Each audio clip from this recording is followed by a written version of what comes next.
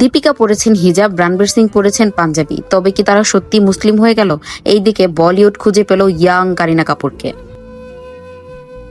সম্প্রতি বলিউড অ্যাক্ট্রেস দীপিকা পাডুকোনকে দেখা যায় হিজাব পরিহিত অবস্থায়।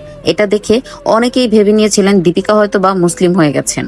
তবে সত্যটা হচ্ছে আবুধাবির একটি ট্যুরিজম অ্যাডের জন্য দীপিকা পাড়ুকোন এবং তার স্বামী রণবীর সিংকে এরকম গেটআপ নিতে হয়েছিল।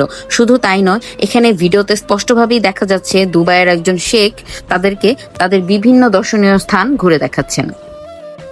তাই নেটিজনরা বলছেন, যেহেতু রণবীর সিং এবং দীপিকা তারা দুইজনই প্রফেশনাল আর্টিস্ট, তারা শুধু তাদের কাজটাই করেছে, এখানে ধর্ম টেনে আনার কোনো প্রাসঙ্গিকতা নেই।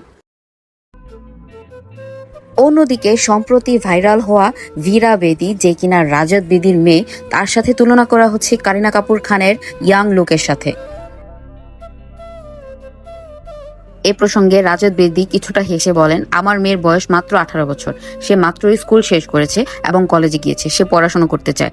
এমনকি সে বলিউড সম্পর্কে কিছুই জানে না, কারণ বিগত 22-21 বছর ধরে আমি কোনো প্রকার কোনো কাজ করছি না। শাহরুখ খানের ছেলে আমায় ডেকেছে এবং আমি তার জন্য কৃতজ্ঞ।